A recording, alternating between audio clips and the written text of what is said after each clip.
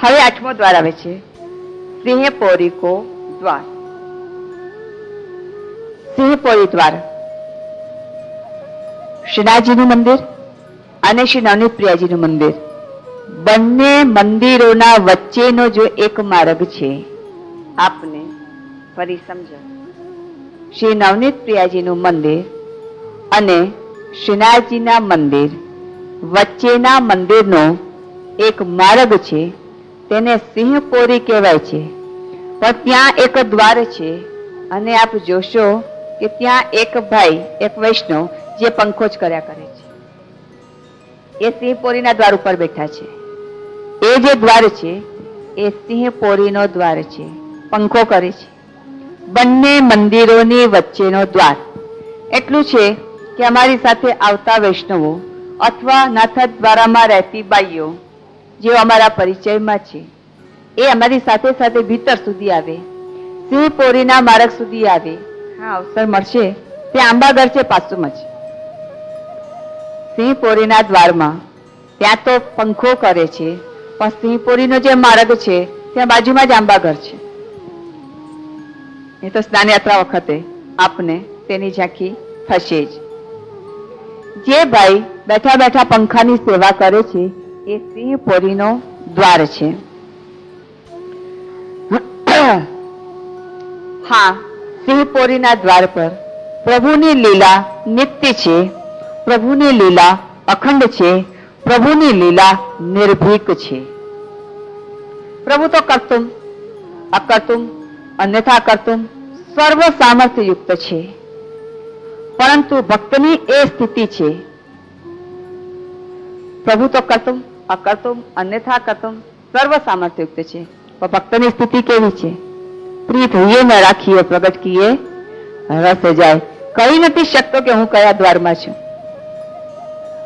કયા દ્વારમાં છું પ્રભુ ભક્ત ના કહી શકે. યા તો ભક્ત જાને, યા પ્રભુ જાને, યા દિલ જાને, યા દિલબર જાને. એ રસ પ્રગટ ન થઈ જાય એટલે આપણે ડરી ડરીને સંભાળીને રાખીએ છીએ. પણ જેને અંતઃકરણ સમર્પિત કર્યું છે તેને કોઈના બાપનો ડર નથી. જેમ કે એમાં તાપ સમજી જ ગયા, વિઠ્ઠલનાથ બસત જી જાકે ત્યાંકી રીત પ્રીત છબી ન્યારી નૈનન મેં છલકી ગિરધારી. હવે ગિરધારી મારો શ્રીજી બાબા છે, તમે શું કરો? જેવા અંતઃકરણથી પ્રભુમાં સમર્પિત થઈ ગયા છીએ તેવા ભક્તોને ડર કઈ વાતનો? પુષ્ટિ પ્રેમ લક્ષણા ભક્તિ આત્મનિવેદન કોઈના લૂંટવામાંથી લૂંટાતી નથી, ક્યારેય ઘટતી નથી, ઉલટાની વહેંચવાથી વધે છે. જેમ જેમ આપ કૂવામાંથી જલ કાઢો, કૂવો ખાલી નથી થતો, પાછો ભરાતો જાય છે. એવી રીતે પ્રેમ લક્ષણા ભક્તિ આત્મનિવેદન ભક્તિ આ કોઈના લૂંટવાથી કે કોઈને દેવાથી જરાય ઘટતી નથી, વધારે ને વધારે વધે છે. હા, સ્થિતિ સિંહપોરી જેવી હોવી જોઈએ, ડરવું ના જોઈએ. પ્રભુ સાથે સ્નેહ થયો તો એમાં ગુનો કયો કર્યો? અત્યારે લૌકિકમાં જયારે ગુનો નથી કરતા તો પછી આ તો અલૌકિક છે. હા, એટલું ચોક્કસ છે કે જે સિંહપોરીના દ્વાર ઉપર બેસે છે એને રૂપાપોરિયા બી કહેવાય છે. શું આપ રૂપાપોરિયા છો? એક તો રૂપાપોરિયાના પાસે કંઠ નથી, સિંહપોરીના દ્વાર ઉપર બેઠો છે, કેટલી નિર્ભીકતાથી બેઠો છે. કારણ મોહે બલહે દો ઠોર કો એક ઓર વૃષભાનંદની દૂજો નંદ કિશોર કો. નાથ દ્વારા શ્રીનાથજી સાક્ષાત બિરાજે છે અને એની સિંહપોરી છે, એના દ્વાર ઉપર બેઠો છું, મને શેનો ડર? કેટલાક વૈષ્ણવો જ્યારે વિનંતી કરે છે કે પ્રભુ અમે આપના દ્વાર ઉપર રહેવા દેજો અમને, અમે એમ કહેતા જ નથી કે આવતા જતા દ્રષ્ટિ કરજો, એમ પણ નથી કહેતા કે ક્યારેક અમારી સુધી લેજો, અમે એમ પણ નથી કહેતા કે કણિકા આવવા દેજો, કશું પણ નથી કહેતા, બસ અમને દ્વાર ઉપર પડ્યા રહેવા દેજો. તેરા દર હો મેરા સર હો. કશું જ નથી માંગતા આપનાથી, કોઈ ઈચ્છા જ નથી કરતા, બસ આપના દ્વાર ઉપર પડ્યા રહેવો છે. એવી જયારે વિનંતી કરે છે ત્યારે હૃદય ખરેખર ખૂબ ગદગદિત બની જાય છે કે એવું શું છે અહીંયા. પણ હા, વલ્લભ પ્રભુમાં આપના વંશજોમાં, આપના કુલમાં કંઈક તો છે, અને એ કંઈક પણ પોતાનામાં એટલો બધો પૂર્ણ છે કે જેના માટે આજના પણ આવા કરાલ કાલના જીવો છતાં પણ વૈષ્ણવ કહે છે કે આપના દ્વાર ઉપર પડ્યા રહેવા દેજો. તો ત્યાં શું છે? निर्भीकता. वल्लभ के द्वार पे पड़े हैं ना, रास्ता पे तो नहीं है, ये द्वार पे हैं. कभी तो आप कृपा करेंगे ही, और कृपा હોય ને તો જ દ્વાર સુધી પહોંચે. એ બી કઈ પછી સિંહપોરીનું દ્વાર. અહીં સિંહપોરીનો દ્વાર કહેતા એક પ્રસંગ યાદ આવે છે. જો કે વાર્તા સંખ્યા યાદ આવતી નથી. એક વૈષ્ણવ જે શ્રી ગુસાઈજીને કાકાજી કહેતો, એ શ્રી ગુસાઈજીએ તેને ગાયોની સેવા સોંપી રાખી હતી, અને ગાયોની સેવા સોંપી એક સમયે રૂપા પોર્યા નહોતો, એટલે શ્રી ગુસાઈજીએ કહ્યું એ મુગ્ધાને બોલાવી આવો. એક વૈષ્ણવ જે કાકાજી કહેતો તેનું લીલામાં નામ છે મુગ્ધા. એ મુગ્ધ છે, એને કહો કે સિંહપોરીની ચોકી કરે. તો સિંહપોરીની ચોકી કરે, એને સમજાવી દીધું કે જયારે તાલા મંગલ થઈ જાય ત્યારે કોઈને ભીતર જવા દેવું નહીં. બસ એટલું ચોક્કસ કે પાતલનો લોભી મહાપ્રસાદની પાતલ આવે એટલે ખુશ ખુશ થઈ જાય, એને બીજું કશું જ ના જોઈએ, મહાપ્રસાદની પાતળ જોઈએ. અને આપ તો જાણો છો કે જ્યારે બી જ્યાં જ્યાં પણ મંદિરોને તાલા મંગલ થાય છે ત્યારે ભીતર કોઈ જોતું નથી. સ્વયં જે મંદિરના જેના માથે બિરાજે છે, જે સ્વયં ધણી છે, વલ્લભકુના બાળકો પણ ભીતર હોતા નથી. ભીતર સ્વતંત્ર એક નિકુંજ નાયક બિરાજે છે. આ સિંહપોરીના દ્વાર ઉપર મુગ્ધાને બેસાડ્યા કે અહીં ચોકી કરજો, કોઈ ભીતર જાને ના પાવે. ભીતર ના જાને પાવે એ તો વાત બરાબર હતી, પણ જયારે નિકુંજ નાયક વ્રજાંગનાઓની સાથે સોલે શણગાર સજીને સિંહપોરીના દ્વાર ઉપર આવ્યા અને મુગ્ધાને કહે છે કે આ તાળું ખોલી દે, કેમ કે ત્યાં તો તાલા મંગલ થઈ ગયા. જો ત્યાં થાય છે શું મંગલ, જ્યાં તાળું લાગે છે એ બી મંગલ છે. તાલા મંગલ થઈ ગયા છે, મંગલનો રૂપ અહીં પ્રગટ કર્યો છે કે જ્યાં તાલા મંગલ. મુગ્ધાને કહે છે કે આ તાળું ખોલ, અમારે બહાર પધારવું છે. એટલે મુગ્ધા ના પાડે છે, ના હું. અને પહેલા તો કૌતુકથી જુએ છે કે આટલી બધી વ્રજાંગનાઓ આવી ક્યાંથી. જયારે તાલા મંગલ કર્યા હતા ત્યારે અંદર ભીતર કોઈ હતો જ નહીં, અને હવે આટલી બધી વ્રજાંગનાઓ અને પછી 16 શણગાર સહિત અને નવયૌવનવો, એમાં 7 વર્ષનો સાંવરો આટલી બધી વ્રજાંગનાઓની સાથે ક્યાં પધારે છે. ઘણી ઘણી શ્રીનાથજી બાબાએ મનોહાર કરી મુગ્ધા દ્વાર ખોલી દે, અમારે બહાર પધારવું છે. પણ મુગ્ધા હઠીલી, એને તો એટલું જ ખબર કે કાકાજી મોકો પાતલ નહીં भेजेंगे, माँ प्रसाद की पातल नहीं आई तो હું ભૂખો મरूंगा. અંતે શ્રીનાથજી બાબાએ હાર કબૂલ કરી લીધી અને શ્રીકંઠનો હાર કાઢીને એને આપ્યો કે અગર તો કો કાકાજી खींचे तो ये हार बताई दीजिए, पीछ पाछे तो को नहीं खींचेंगे. चलो यही सही.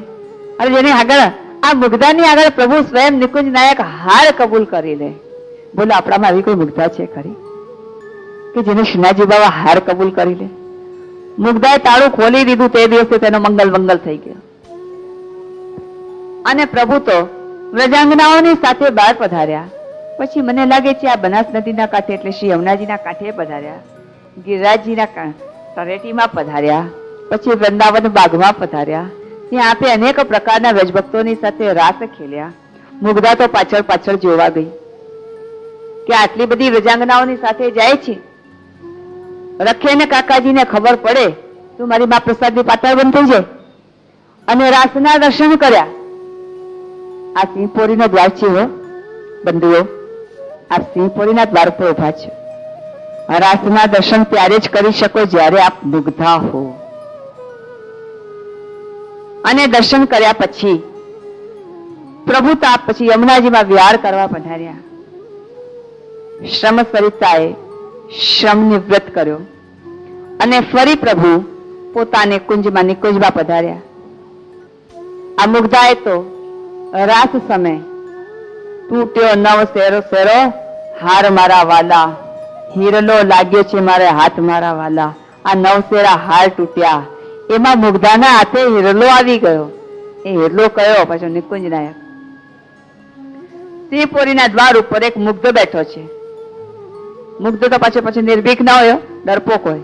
ડર છે ને કે અગર જો શ્રીનાથ કાકાજી મોકો माँ प्रसाद की पातल नहीं भेजेंगे तो आ शंकानी साथे ત્યાં સિંહ પોરી ઉપર બેઠો છે ને તો પણ તેના તો સમાધાન શું? કૃપા જ કૃપા. શંકાના તો સમાધાન થાય પણ અહીંયા તો કૃપા થાય છે. સિંહ પોરીના દ્વારા જ કંઈક અદભુત છે. પણ ત્યાં બેસવી જોઈએ યા તો રૂપાપુરિયા યા પછી મુગ્ધા. હા, એવા જુદી છે કે આપ કેટલીક વાર ત્યાંથી પસાર થઈ ગયા. મુગ્ધા હોય તો તેને રાસના દર્શન થાય. હવે બધા આભરણ વીણી વીણીને મુગ્ધાએ લાવીને શ્રી ગુસાઈજીને સન્મુખ મૂક્યા અને શું કહે છે? तिहारे लड़का को समझाई दीजो, अर्धरात्रि के समय ब्रजांगना के साथ बाहर पधारे और मुको ये हार दीनो हार पण आपी दीधो. हार कबूल करीने पाछू जो हार आपी दઈએ तो डबल हार થઈ જાય.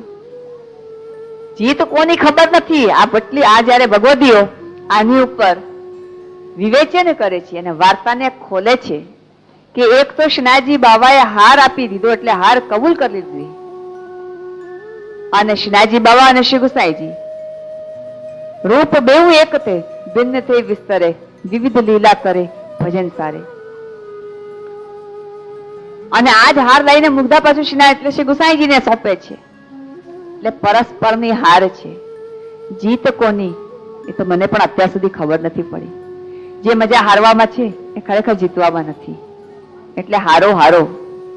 સિંહપુરીના દ્વાર ઉપર બેસીને કમસે કમ દિલને તો હારો. મને હારી જાઓ પ્રભુને. દઈ તો એને પ્રભુએ તો દીધું મુગ્ધાને, આપ દઈ દેજો ગુસાઈજીને. પરસ્પરની હાર છે. કારણ કે શ્રી ગુસાઈજી સાક્ષાત શ્રીનાથજી છે. નિર્ગુણનો નિર્દેશ અટપટો રસના શી પેરે કહીએ. અહીં ગોપાલદાસજી શ્રી ગુસાઈજી માટે આ શબ્દને પણ લઈ રહ્યા છે અને પાછું શું કહે છે? સગુણ સ્નેહી શ્યામળા વાલો અહર્નિશ દર્શન આપો. અહીં સગુણ સ્વરૂપની મુખ્યતા બતાવી છે. નિર્ગુણના દર્શન કર્યા, નિર્ગુણે વાત કરી. જો ના આપણે 9મા દ્વાર હથિયાપોરી દ્વાર ઉપર આવી ગયા છે. એનું વર્ણન કરવા માટે કમસે કમ નકશામાં પણ આપના નકશો ઉપરાંત પણ હા સ્થળ એ દ્વાર ચોક્કસ છે. પણ આને રત્નપોરી જે દ્વાર કહેવાય છે, રત્નપોરી દ્વાર મુખ્ય નામ તો એનું રત્નપોરી જ છે, પણ અત્યારે બધા હથિયા દ્વાર એને કહે છે. આનો વિશેષ કોઈ ઇતિહાસ ન મળતા અહીંયા તો એટલું જાણું છું કે રત્ન એ ભગવદીઓ અને ભગવદીઓ જ્યાં રહે એ પોરી એટલે દ્વાર. હવે અષ્ટસખાને કે અષ્ટસખીને કે 84 કે 252 ને આગળ જો લેવા જઈએ તો મને તો બધા જ ભગવદીઓ જ છે ને. તો એટલા બધા રત્નપોરી દ્વાર ક્યાંથી પ્રગટ કરવા? પણ ભગવદીઓ અમારા વડીલો એક જ ભગવદીને બતાવે છે પ્રમાણ. એમાં આવી જાય છે હરિપ્રિયાબેન. હરિપ્રિયાબેન એવા છે કે જેના હાથમાં રત્નરૂપી સેવા છે. હવે આપ જોજો, રત્ન તો થોડાક આ કડક હોય છે. આપણે ગમે ત્યાં રત્નો જે પહેરી રાખ્યા છે એમાં કોમલતા નથી હોતી. પણ જે રત્નપોરી છે એટલે કે અહીં જો હરિપ્રિયાબેન ને લઈએ તો એની સેવા પણ ક્યાં છે? કોમલતામાં. ફૂલની સેવા કરે છે અને હૃદય પણ કેવું છે? કોમલ છે. એકને પણ જાકારો નથી દેતી. એને અંગીકાર કરાવે છે. એટલી બધી સાવધાની રાખે છે. અને બાળ વિધવા હોવાથી જ્યારથી નાથદ્વારામાં સેવામાં રહી છે ત્યારથી અત્યાર સુધી એને વૃદ્ધાવસ્થા આવી ગઈ છતાં પણ તેની સેવામાં જેટલી ચપતુરે અત્યાર સુધી ઠંડો નથી પડ્યો. એટલે સેવા છે એ રત્ન છે. ચાહે નાવા છે, વૈષ્ણવને આ સેવા મળે એવો આગ્રહ રાખે. પણ આ તો પ્રથમથી જ તૈયાર છે. જેને પોતાના બાળપણથી અત્યાર સુધીની અવસ્થામાં એ સુંદર સેવામાં સદૈવ તત્પર રહ્યા છે. એને ખબર છે કે શ્રીનાથજી બાવા જ્યાં સુધી હરિપ્રિયાબેનના હાથનો બનેલો થાક ન હોય ત્યાં સુધી માલાજી ધરાવશે નહીં. એટલે પ્રથમ પોતાના ઘરમાં જ થાકની સેવા કરીને આવે અને પછી ફૂલ ઘરમાં જાય તો માલાજી તો ઘણા જ પદ બિરાજે છે અને ઘણા જ ધરાવે છે. એમાં હરિપ્રિયાબેનના હાથનો બનેલો થાકવાળી માળાજી અવશ્ય શ્રીનાથજી બાવા ધરાવે છે. એ તો નજરે નજર જોયેલું છે.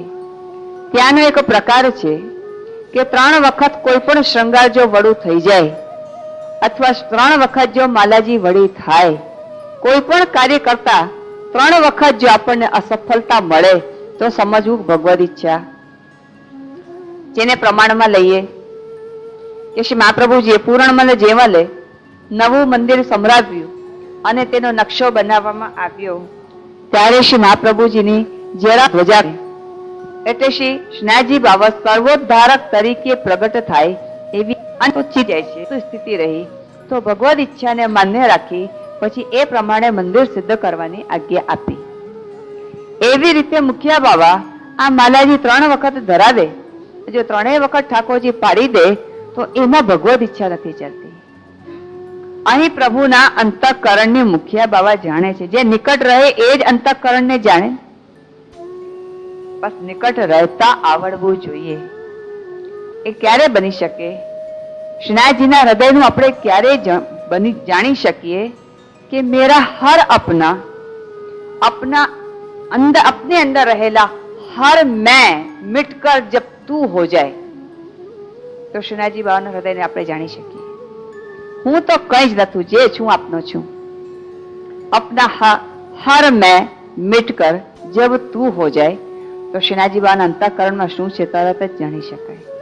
જે છે એ તારો છું, જેવો છું તારો છું, ચરણારીનમાં છું, ગમે ત્યાં રાખો, દ્વાર ઉપર જ રાખો ને. અત્યારે તો દ્વારની વાત છે, ચરણારીન સુધી તો બહુ પછીની વાત છે. 3 વખત માળાજી હરિપ્રિયાને ચડાવે. હરિપ્રિયા કો હાજર કરો. હરિપ્રિયાને પૂછે આજે થાક કોને બનાવ્યો? પછી હરિપ્રિયાબેન માલાજી પાસે લઈને જ આવે. એક હાથમાં તો છાપ હોય જ. આટલો પણ વિલંબ શ્રીનાથજી બાબા સહન નથી કરી શકતા. એટલા સુખનો ધ્યાન હરિપ્રિયા મંદિરથી બહાર રહેવા ઉપરાંત જાણે છે, તો મુખિયા બાવા તો કેટલા બધા નિકટ છે. તો કેટલી જલ્દી જાણી શકતા જતા હશે કે એ માલાજી ક્यों બડી ભાઈ. અને હરિપ્રિયાને પૂછે છે આવીને કે આજ થાક કોને બનાવ્યો? પછી જે ફુલગરિયા બાવાના હૃદયમાં પણ બિરાજીને આપ જ પ્રેરણા કરતા હોય છે. સ્વતંત્ર કોઈ કોઈનું કશું કરતું જ નથી, સતત કરે છે. હરિપ્રિયા બાવા માલાજી નહીં ધરાવેંગે. ताते तने क्यों नहीं बनायो? तो कि हाजिर है, फुल घर में नहीं बनायो तो घर में सिद्ध कियो. हमें तो थाक सिद्ध करनो. અને એ માળાજી પાસે આવે છે. એ 3 વખત વડા થઈ ગયા પછી એ માળાજી પાસે બીજી વાર ના આવે. અને હરિપ્રિયાબેનના હાથનું બનેલું થાક અને એ પછી એ માળાજી શ્રીનાથજી બાવા એક જ વખતમાં ધરાવી લે છે. આ તો મેં કેટલી વાર જોયું. ત્યારે રત્નપુરીનો કોઈ ઇતિહાસ ન મળતા ત્યારે આ ભગવતીના હાથમાં એવી કોમલ સેવા છે. ફૂલ બહુ કોમલ હોય છે છતાં પણ સેવા રત્નરૂપી છે. અને એના હાથમાં છે, હથિયા કહેતા હાથી નહીં, એના હાથમાં છે જેના હાથની સેવા શ્રીનાથજી બાવા અંગીકાર કરે છે. એટલે આ રત્નપુરી દ્વાર જે 9મો દ્વાર છે, 9 પૂર્ણાંકની સંખ્યા છે, એમાં એવા ભગવતી જેની સેવા વગર, જેના માળાજી વગર શ્રીનાથજી બાબા રહી નથી શકતા. માળાજી પાછું શું છે ખબર છે? વિપ્રયોગનું સ્વરૂપ છે. માળાજી પહોંચે છે ભીતર અને હરિપ્રિયા છે બહાર. બહાર હોવા ઉપરાંત ભીતર પહોંચી જાય છે. શ્રીનાથજીનો સ્પર્શ કરીને આવે છે, શ્રીનાથજીના કંઠે લાગીને આવે છે. એટલી મોટી સેવા કરે છે. આ 9મા દ્વાર ઉપર ઉભેલે આવા ભગવતીઓ એ રત્નપુરી દ્વાર જ કહેવાય. ઇતિ રત્નપુરી દ્વાર. અને ત્યાર પછી આવે છે 10મું જગમોહન દ્વાર. જગતને મોહ પમાડે એવા નિકુંજ નાયક શ્રીનાથજી બાબાનો દ્વાર.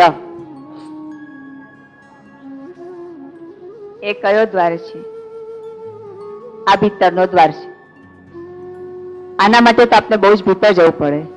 એટલા માટે આપણે વલ્લભકુલમાં જન્મ લેવો પડે.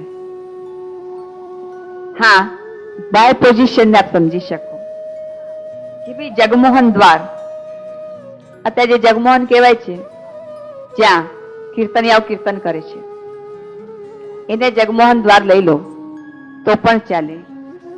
પણ આ તો બહારના નકશા પ્રમાણમાં કે જ્યાં કીર્તનિયાજી કીર્તન કરે છે. પહેલા તો કીર્તનિયા ગલી હતી, ત્યાં કરતા હતા. હવે જગમોહનમાં ગયા, એટલે કે જ્યાં હવે કીર્તનિયાજી કીર્તન કરે છે, જ્યાંથી આપ દર્શન કરો છો, અને આ દર્શનનો જે દ્વાર છે તેની ભીતર કીર્તનિયા, અને તેની ભીતર પણ પાછા શ્રીનાથજી બાવા બિરાજે. એ તો પછી 12મો દ્વાર છે.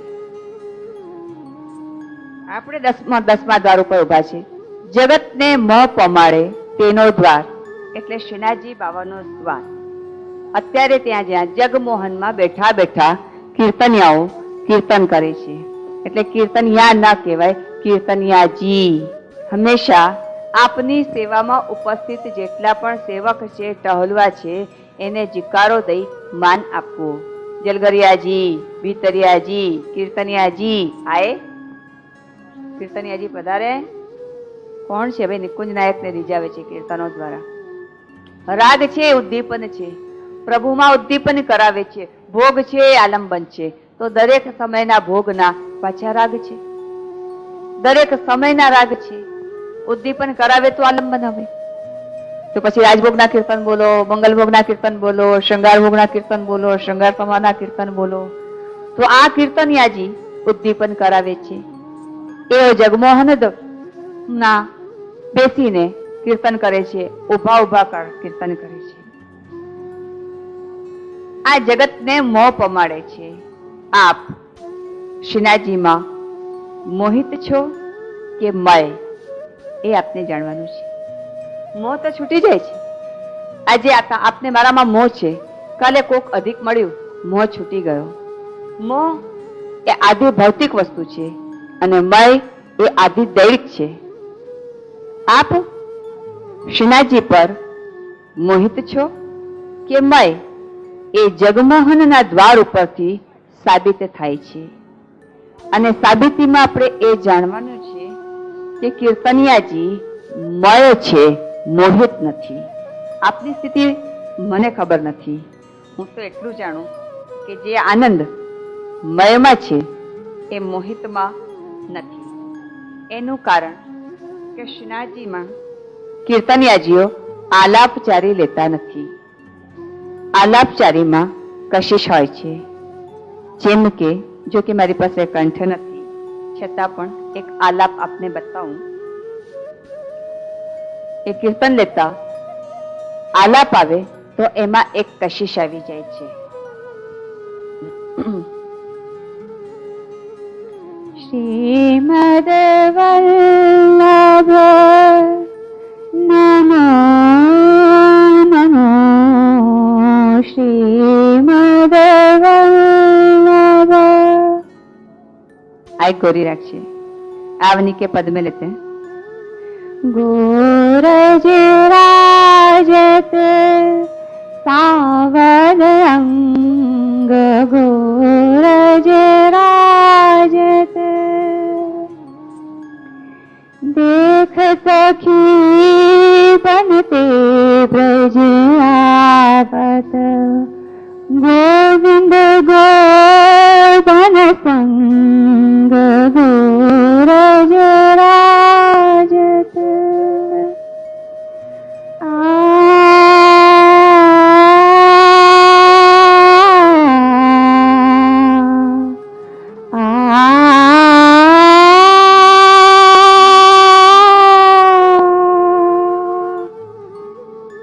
आलाप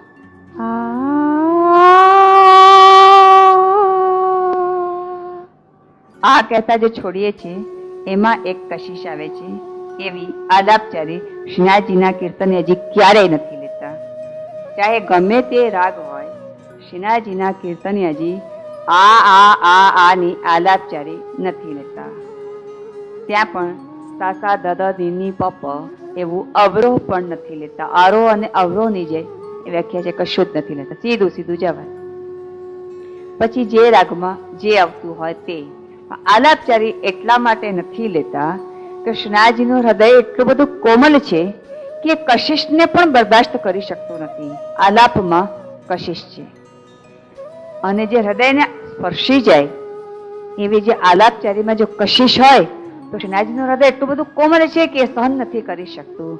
તો વિચાર કરો કે અગર કીર્તનિયાજી જો મય ન હોય તો શ્રીનાથજીનો હૃદય આટલું પણ બરદાસ્ત નથી કરી શકતું એમ કઈ રીતે જાણ્યું હોય? એટલે શ્રીનાથજીના કીર્તનિયાજી ક્યારેય આલાપચારી ના કરે. આલાપચારી નિશ્ચિત એક આર્ટ છે, કલા છે, આપના હૃદયને સ્પર્શી જાય એ નિશ્ચિત છે, પણ એવી કળા કે જેમાં પ્રભુને શ્રમ પડે એ વ્રથા છે. અને એવી કલાનો ક્યારેય વિનિયોગ કરવો નહીં કે જેમાં શ્રીનાથજી બાવાને શ્રમ પડે. માટે આપ પ્રભુના જેટલા સુખનો વિચાર કરશો તેટલા મય છો. અને એની પ્રભુ તો ફૂલની પાંખડીમાં રાજી, ને હવે તો પાંખડીએ ગઈ ડાકડી આવી ગઈ, ડાકડીમાં રાજી, તો પછી આપ મોહિત છો. આપ ક્યાં છો તેવો આપ પોતે જજ કરો. ઇતિ જગમોહન દ્વાર. 11મો છે મણિકોઠા દ્વાર. જાહેર છે કે આપ દર્શનમાં તો છો જ. જાહેર છે કે આપ દર્શનમાં છો જ, કેમ કે જ્યાં આપ દર્શન કરો છો એ જ મણિકોઠા દ્વાર છે. હા, આમાં 3 દ્વાર મિક્સ છે. આપ ચાહે જ્ઞાનથી કે અજ્ઞાનથી જેનો બ્રહ્મ સંબંધ થઈ ચૂક્યો છે તેઓ શ્રીનાથજીના દર્શન કરવા બ્રહ્મ સંબંધ વગરના પણ કેટલા દર્શન કરે છે, પણ તેઓ જે મણિકોઠા દ્વારમાં પહોંચી ગયા છે, 2 દ્વાર તો આપની પાસે છે જ.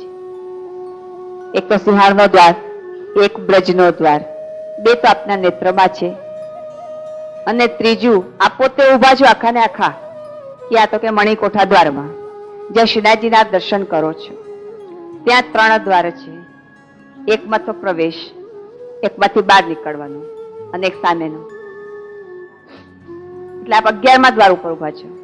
2 દ્વાર, પહેલો અને બીજો એ આપની પાસે છે, 1 અને 2. અને બીજો પાછો 11મો દ્વાર જેમાં આપ ઉભા છો, 1 અને 1. 1 થી 2 પણ બને છે. 1 અને 1 2 અને 1 અને 1 11. એકાદશ ઇન્દ્રિયો સાથે આપ ત્યાં છો મણિકોઠા દ્વારમાં. હા, એ વસ્તુ સ્થિતિ જુદી છે કે એકાદશ ઇન્દ્રિયોમાં એ તો ભૌતિક દેહની ઇન્દ્રિયો છે, 12મી ઇન્દ્રિય છે મન. પ્રભુ કહે છે એ હું છું. જેમ શ્રીમદ ભાગવતમાં આવે છે કે હાથીઓમાં ઐરાવત હું છું, ઘોડાઓમાં ઉચ્ચેશ્રવા હું છું, ગાયોમાં કામધેનુ હું છું, વૃક્ષોમાં કલ્પવૃક્ષ હું છું, ઇન્દ્રિયોમાં મનરૂપી ઇન્દ્રિય હું છું. આપની પાસે 2 દ્વાર હતા, તો 1 और 1 2 અને 1 और 1 11. આપ એકાદશ ઇન્દ્રિયોની સાથે મણિકોઠા દ્વારમાં આવી ગયા અને ત્યાં આપ હવે દર્શન કરો છો. 1 દ્વારમાં પ્રવેશ, 1 દ્વારથી બહાર, અને સામે જ નિકુંજ નાયકના દર્શન થાય.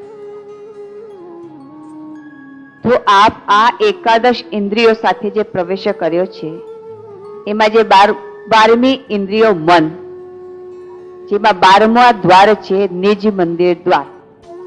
એટલે 11મો અને 12મો એક સાથે લાગેલો છે. જેમ 1 અને 2, પહેલો દ્વાર સિંહાળનો દ્વાર, બીજો દ્વાર મથુરાનો દ્વાર, એવી રીતે મણિકોઠા દ્વાર અને નિજ મંદિર દ્વાર બંને સાથે લાગેલા છે. આપ મણિકોઠા દ્વારમાં પ્રવેશ્યા એકાદશ ઇન્દ્રિયોની સાથે. 12મું આપનું મન, મનરૂપી ઇન્દ્રિય નિજ મંદિરમાં ભેટ ધરી આવો. પછી ઘરે આવીને હાઈસનો અનુભવ કરો તો સમજો કે મન પાછું આવ્યું, ત્યાં કશું ધરીને ના આવ્યા. બાકી તો એકાદશ ઇન્દ્રિયો એની તો દીધેલી છે, એને આપીએ તો શું નવી વાત છે? એને તો ભક્તનું મન જોઈએ છે. આ 12મો દ્વાર છે નિજ મંદિર દ્વાર. આપ મણિકોઠા દ્વારમાં દર્શન કર્યા બાદ એકમાંથી પ્રવેશ, એકમાંથી એક્સિટ બહાર નીકળવાનું, અને સામે જ નિજ મંદિર દ્વાર જ્યાં શ્રીનાથજી બાવા બિરાજે, ત્યાં નિકુંજ નાયક બિરાજે.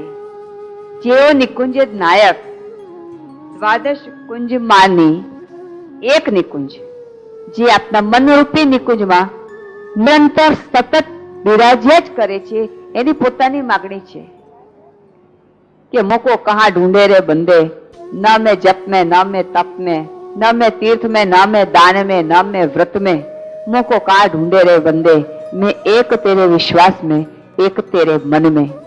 આ નિજ મંદિર દ્વાર પણ ભીતરનો જ છે ને, દેખાય છે આપને બહાર કે જ્યાં શ્રીનાથજી બાબાના દર્શન કરો છો, જેના દ્વારની ભીતર વલ્લભકુલના બાળકો પ્રવેશ કરે છે. મુખ્યા ભાવા, સેવક, ટહલવા એ બધા જ ભીતર પ્રવેશ કરે છે. આ કીર્તનિયાજીનો એક સીમા છે કે જગમોહન દ્વારમાં આવીને ઉભા થઈ ગયા. બાકી આપની એક સીમા છે એકાદશમો દ્વાર એટલે 11મો દ્વાર. આપ 11મા મણિકોઠામાં સુધી આવીને પહોંચી ગયા છો, પણ ત્યાં પ્રવેશ કરવા માટે આ દેહની શું જરૂર છે? એક તો દૃષ્ટિ આપના દ્વાદશ દ્વારમાં પહોંચી ગઈ, નિકુંજ નાયકને દર્શન કરી આપ્યા, અને પછી આપનું મન, આપનું પોતાનું મનરૂપી દ્વાદશમો અંગ, દ્વાદશમી ઇન્દ્રિય, જેના સ્વામી એક નિકુંજ નાયક સિવાય બીજું કોઈ હોય જ ન શકે. આપ આ દ્વાદશ દ્વારમાં પ્રવેશ કરતા કરતા શ્રી વલ્લભની કૃપાથી નિકુંજના શ્રીનાથજી બાવા જ્યાં બિરાજે છે એવા નાથક દ્વારમાં વિદ્યમાન હાલ સ્થિત દ્વાદશમાં પ્રવેશ કર્યા બાદ પાછા જ્યારે ફરો ત્યારે આપનું જે 12મું મન છે, જેને નિજ મંદિર કહેવાય છે, એ મન શ્રીનાથજી બાવાને ભેટ કરી આવશો. દાન નહીં, હા, ભેટ જે દીધા પછી પાછું લેવાય નહીં. દઈ દીધું તાહી કે હાથ નિર્મોલ નગ દીજીએ, જોઈ નીકો કરી પરખી જાને. અને એવા નિકુંજ નાયકના ચરણારવિંદમાં આપણે આપણું મન મૂકી દઈએ, સોંપી દઈએ કે જેઓ ભક્તના હૃદયની કદર કરે છે, કંઠે લગાડીને રાખે છે. તો આ દ્વાદશ દ્વારમાં જે હાલને હાલ આપણે જઈ આવ્યા, મનને ત્યાં ભેટ મૂકી દ્વાદશ દ્વાર પહોંચ્યાની સાર્થકતા અનુભવી અહીં દ્વાદશ દ્વાર વિરામ લે છે. ઇતિ દ્વાદશ દ્વાર.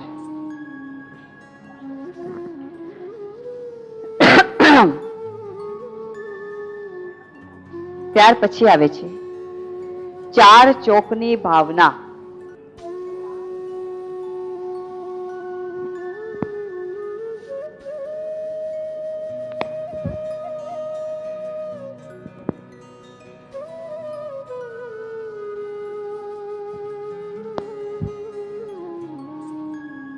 હવે આવે છે 4 ચોકની ભાવના.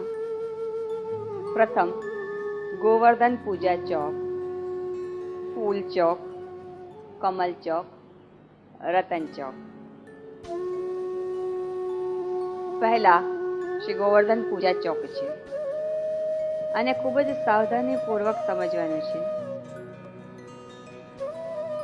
શ્રી કહેતા શ્રી સ્વામીજી અને ગો કહેતા ઇન્દ્રિયો અને તેનું વર્ધન. અહીં અત્યારના સમયમાં હું ખુલાસો આપને કરું છું. અત્યાર સુધીની આની 4 શિબિરો થઈ ચૂકી છે શ્રીનાથજીના મંદિરની ભાવના. એમાં આજનું જે જનરેશન છે એ જનરેશન મને કહે છે કે આપે હમણાં જ કીધું ગો કહેતા ઇન્દ્રિયો અને તેનું વર્તન. What do you mean? એટલે પહેલા જ મેં એનો ખુલાસો કરી દીધો હતો દ્વાદશ દ્વારમાં જ, કે એકાદશ ઇન્દ્રિયો જેને જ્ઞાનેન્દ્રિય અને કર્મેન્દ્રિયના નામથી ઓળખાય છે, અને 12મી ઇન્દ્રિય મન, તેનું વર્તન. એટલે કે શ્રીમદ ભાગવતના પ્રમાણ અનુસાર ગાયોમાં કામધેનુ હું છું, હાથીઓમાં ઐરાવત હું છું, ઘોડાઓમાં ઉચ્ચેશ્રવામાં હું છું, વૃક્ષોમાં કલ્પ વૃક્ષ હું છું, ઇન્દ્રિયોમાં પણ મનરૂપી ઇન્દ્રિય હું છું. આ ન તો જ્ઞાનેન્દ્રિય છે और ના ही કર્મેન્દ્રિય છે. મનરૂપી ઈશ્વર બધા જ ઇન્દ્રિયોથી પર છે, અને તેનું વર્તન ઇઝ નોટ નેસેસરી. ઇન્દ્રિયો ઇઝ સ્ટ્રેચેબલ, ખેંચો તો ખેંચાઈ જાય ને છોડો તો સંકુચાઈ જાય એવું કોઈ જરૂરી નથી. મનરૂપે ઇન્દ્રિય વધે. બોલો, વધે છે કે નહીં? આને કોઈ અવયવ હોતા નથી. ઇન્દ્રિયોને અવયવ હોય છે, પણ મનરૂપી ઇન્દ્રિયને અવયવો હોતા નથી, છતાં પણ વધે છે. કોઈને ઓછું આવી જાય, કોઈનું મન વધે. વિધાઉટ એટલે કે અવયવ, કોઈ અવયવ હોયા વગર પણ મન વધે છે. અહીં ગો કહેતા ઇન્દ્રિયોને મનરૂપી ઇન્દ્રિય જાણવા, કારણ કે બધો જ સંબોધન શ્રીનાથજી બાવાનું છે અને શ્રીનાથજી બાવા પ્રભુ છે. પ્રભુની ઇન્દ્રિયો, એમાં પાછું મનરૂપી ઇન્દ્રિય, જેને કોઈ અવયવ મનુષ્યમાં ના હોતા એનું વધઘટ થાય છે. તો શ્રીનાથજી બાવાનું મન, જેમાં પોતે સ્વયં પોતાના શ્રીમુખે કહે છે કે મનરૂપી ઇન્દ્રિય હું છું, તો આપનું મન પોતાના ભક્ત ઉપર હંમેશા વધ્યા જ કરે છે. અહીં ગોવર્ધન પૂજા ચોક.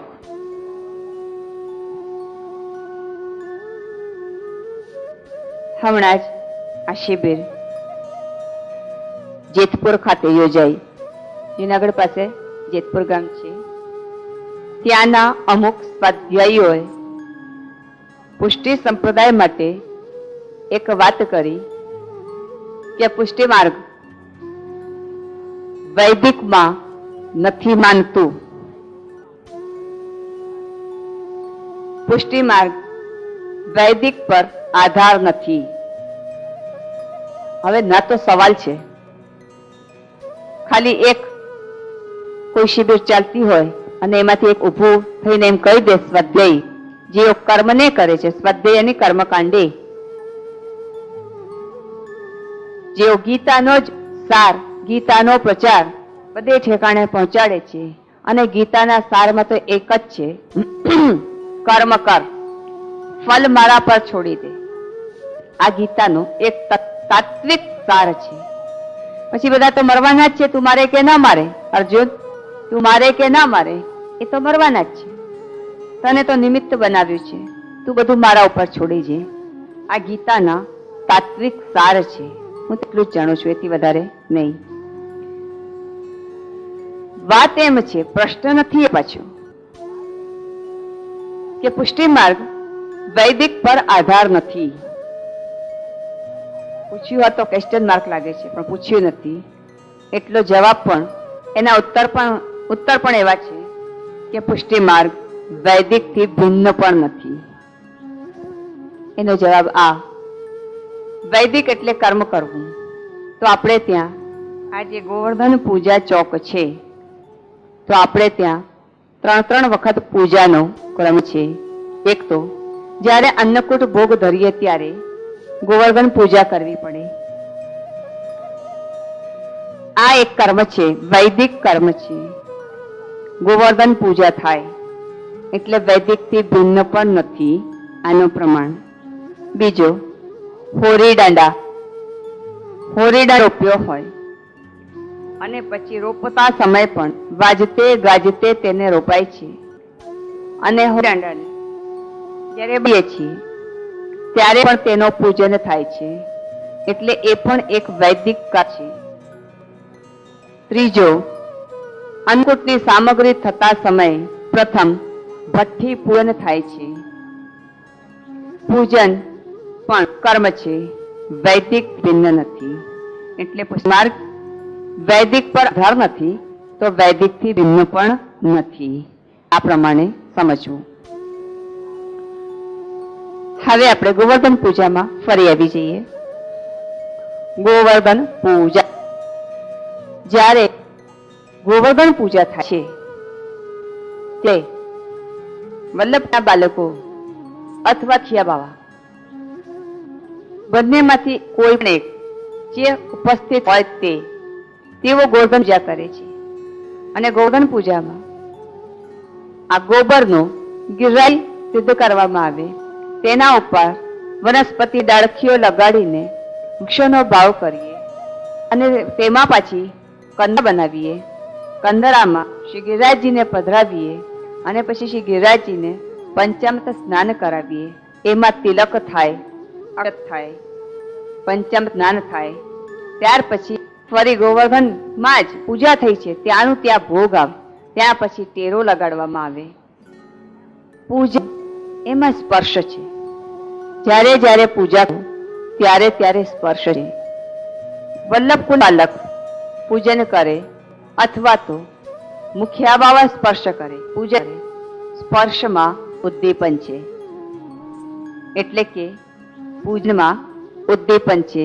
આપ તિલક કરો છો, સ્પર્શ કરો છો.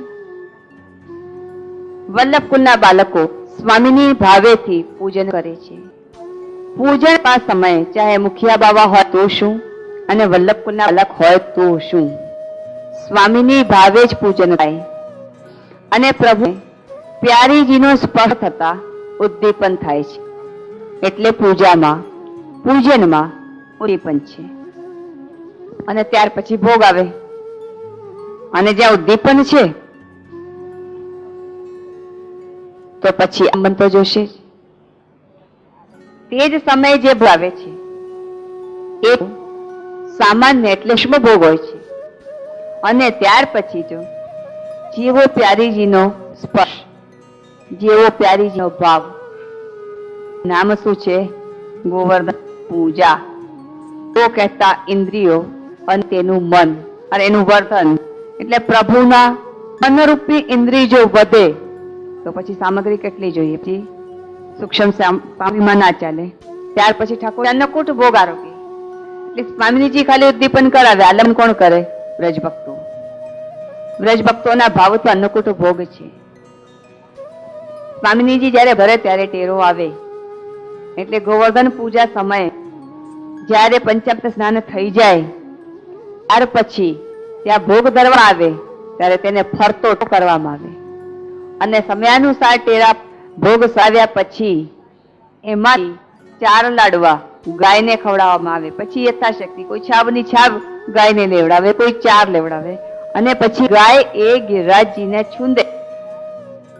ગાય એ ગોબર સિદ્ધ કરેલા ગિરિરાજજી ઉપર ચલાવવામાં આવે. ગાય પોતાના ચરણાર વિંદથી છૂંદીને પછી ગાય જાય. પ્યારીજીનો સ્પર્શ થયો તો પ્રભુમાં ઉદ્દીપન થયો. અને ગાય જે છે એ સ્નેહને દેનારી છે, દૂધ આપે છે. તો ગાય તો છે નાખ્યો, કેટલો સ્નેહ દઈ દીધો કે ઠેઠ પ્રભુના અંતઃકરણ પહોંચી ગયો. ગાય વગર તો આપણે સંપ્રદાયમાં ચાલી. અને એમ બી ગો કહેતા ગાય થાય, અને આમ ગો કહેતા ઇન્દ્રિય થાય. સ્વામીજીના ભાવથી જે ગોવર્ધન પૂજા સમય ભોગ આવે છે એ તો સ્વામીજીના ભાવથી આવે છે. પણ આ ગોવર્ધન સમસ્ત વ્રજની મધ્યમાં હોવાથી બધા ભક્તોનો સ્પર્શથી દૃષ્ટિનો સ્પર્શ આપ કરો છો. જ્યાં પૂજન થાય છે આપ દર્શન કરો છો તો સમસ્ત ભક્તો શ્રીનાથજી બને એટલા બધા પ્યારા છે કે એમની દ્રષ્ટિ પણ પડે છે તો પ્રભુમાં ઉદ્દીપન આવી જાય છે. અને ત્યાર પછી વ્રજભક્તના ભાવથી આપ અન્નકૂટ ભોગ આરોગ્ય છે. ગોવર્ધન પૂજાને તો સમજ્યા. આગળનો શબ્દ છે ચોક. તે ચોકનું વાલે મેર બનાવ્યું, આપ બિરાજે વાલો છપ્પર કરી. 4 ચોક. હા, એક ખુલાસો કરી લઈએ. 4 ને 1 કરે શબ્દને પકડીને જો. 4 ને 1 કરે એ ચોકી, જેના ઉપર પ્રભુ સ્નાન કરે છે. ઠાકોરજીને સ્નાન કરવું હોય તો થાલમાં ચોકી પધરાવી પડે. એ સ્વામીજીના ભાવથી ચોકી હોય છે. તેના ઉપર શ્રી ઠાકોરજી બિરાજે અને જલરૂપ શ્રી યમુનાજી, રસાત્મક શ્રી યમુનાજી પરસ્પરને રસમાં ભીંજી દે. એટલે પ્રભુ યમુનાજીથી સ્નાન કરે છે. આપ સૌ ગાઓ છો ને? યમુના જલમાં સરખોલી સ્નાન કરાવું શ્યામળા, હળવે હાથે અંગો ચોરી લાડ લડાવું શ્યામળા. 4 ને 1 એ ચોકી, પણ આ તો ચોક છે. સર્વને એક કરે ચોકી, સર્વને એકત્ર કરે. એક અક્ષર લાગી ગયો. એક કરે એ ચોકી, એકત્ર કરે એ ચોક.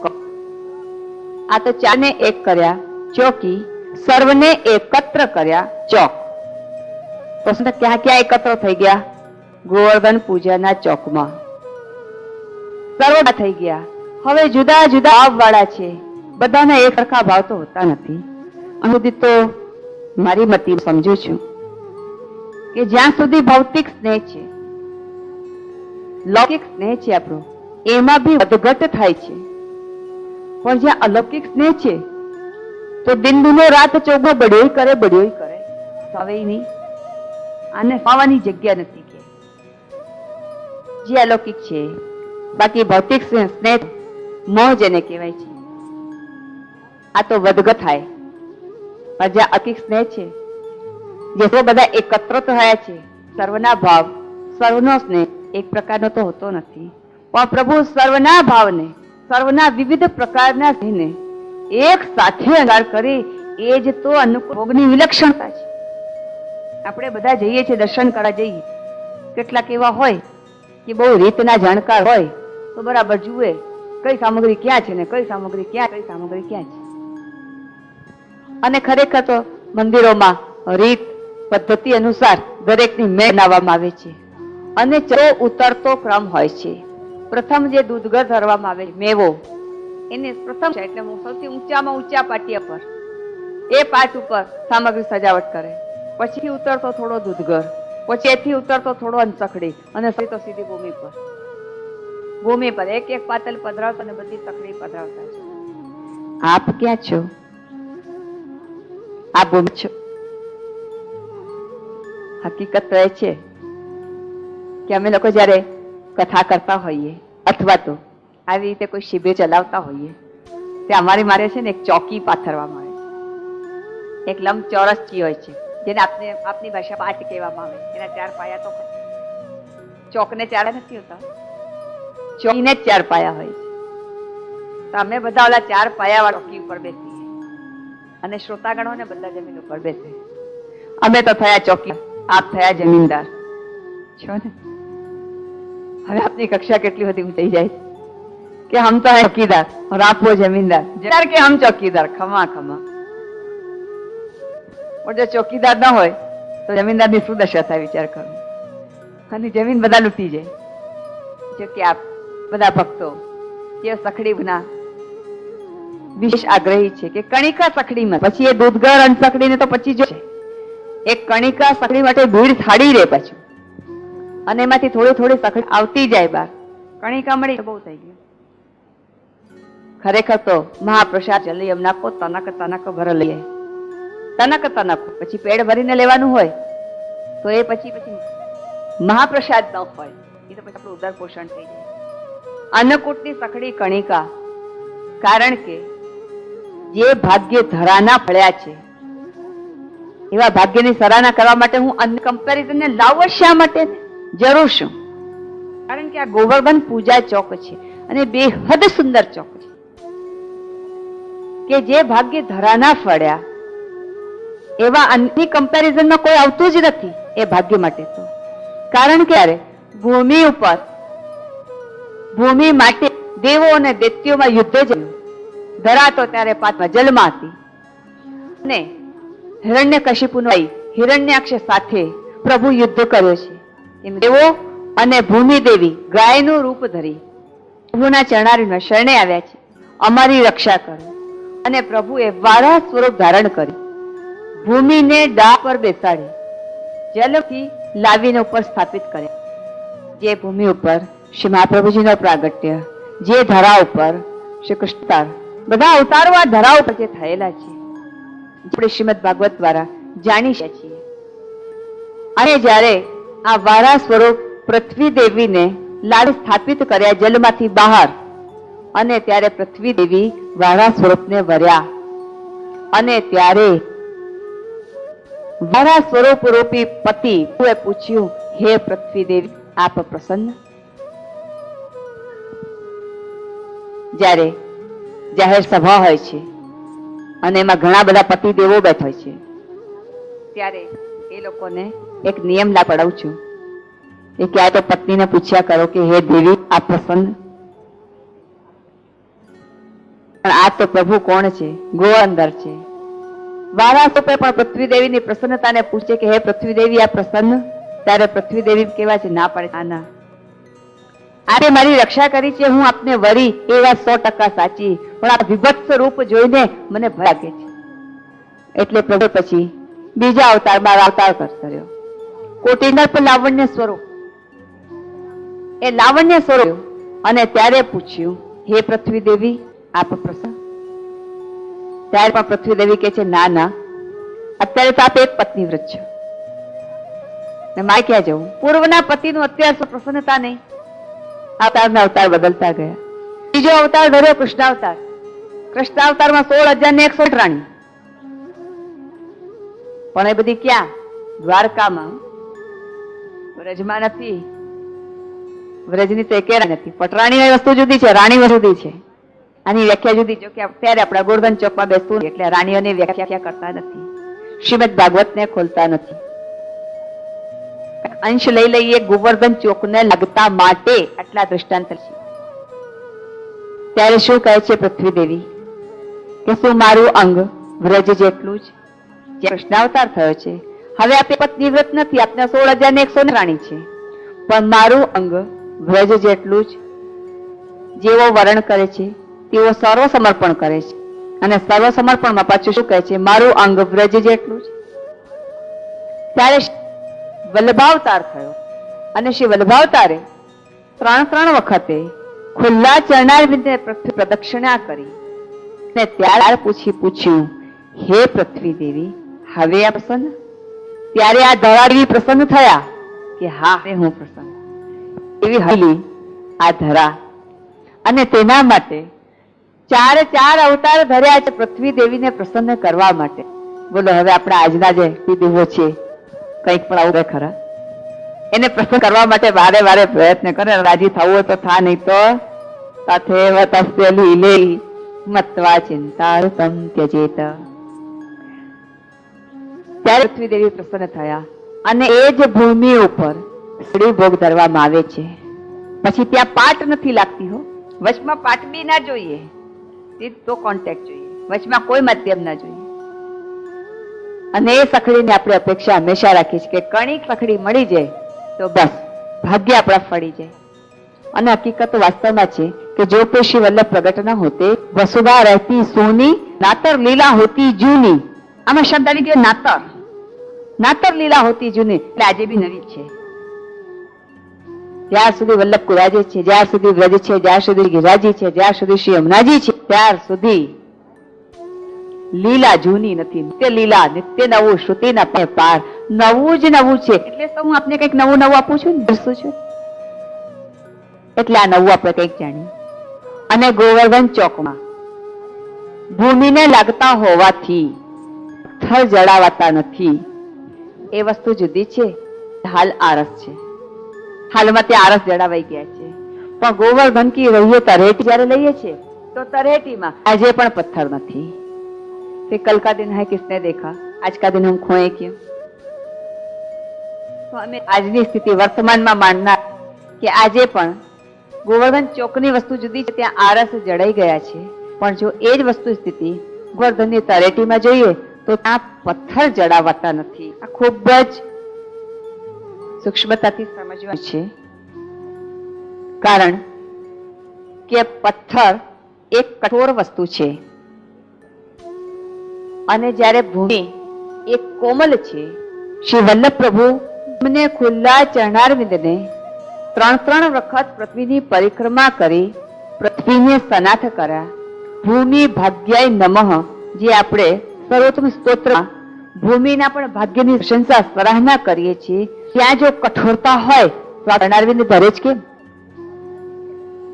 અહીં તો ગોપીજનો પ્રભુના કોમલતાનું ધ્યાન ધરીને જ્યાં જ પ્રભુ પધારે છે ત્યાં ત્યાં વ્રજભક્તો પોતાનું હૃદય પાથરે છે. ત્યારે હૃદય પાથરે છે તો વ્રજભક્તોના હૃદય પ્રભુ ચરણારવિંદ ધરે છે. એટલે તો પ્રેમ વિછાવવામાં આવે છે.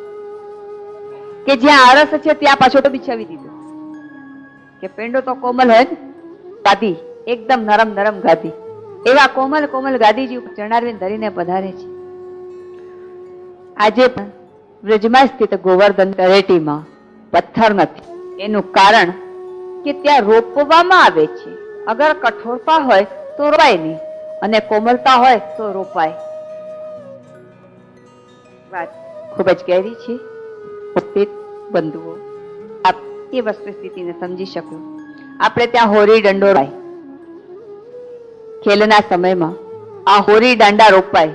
હવે બોલો, પથ્થર જડાવેલા હોય તો રોપાય? પથ્થર તોડવા પડે. પથ્થરની વસ્તુ સ્થિતિ શું? કઠોર. જે વસ્તુ કઠોર છે ત્યાં રોપણ થાય. એટલે ગોવર્ધનની તળેટીમાં પથ્થર જડાતા નથી, જે હાલ પણ. એટલે એક દૃષ્ટિ આપ વ્રજમાં રાખશો અને એક દૃષ્ટિમાં શ્રીનાથવાળાને રાખશો. હોરી દાંડો રોપાય એ રીતે રજભક્તના હૃદય જો કોમળ હોય, હૃદયની ભૂમિ, હૃદયની ધરા કોમળ હોય તો એમાં રોપી શકાય.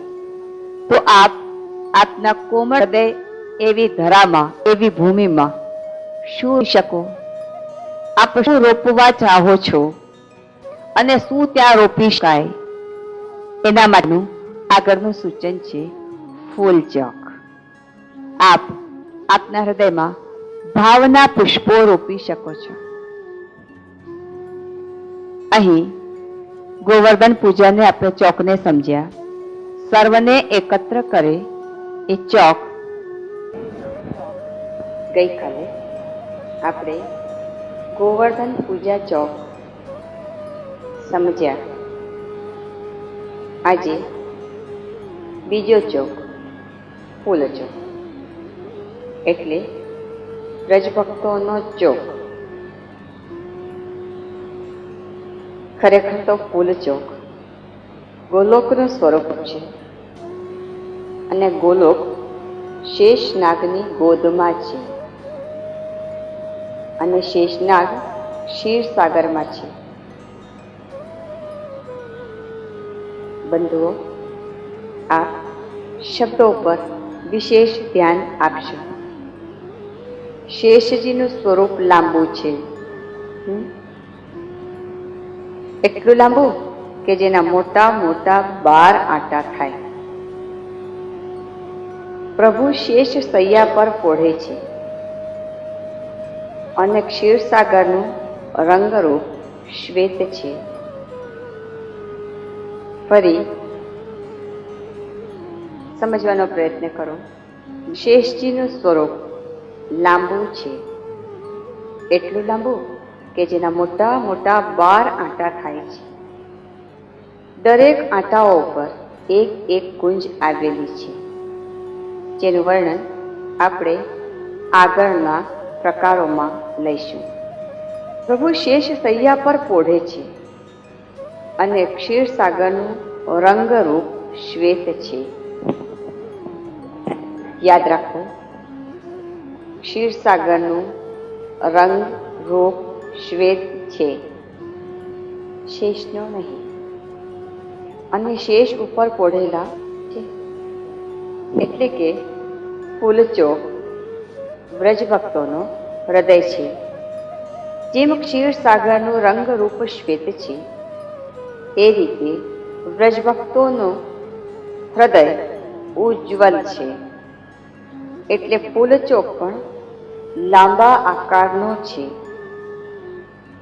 પ્રગટ હાલમાં ફૂલ ચોક છે તેને માપી શકાય છે, પણ વ્રજભક્તોના હૃદય ક્ષીરસાગરની માફક ઊંડા અને મોટા છે, જે અમાપ છે. દરેક બ્રહ્માંડોની સીમા છે, પણ વ્રજભક્તોના હૃદય અગાધ છે, તે અસીમિત છે, જેની કોઈ સીમા નથી.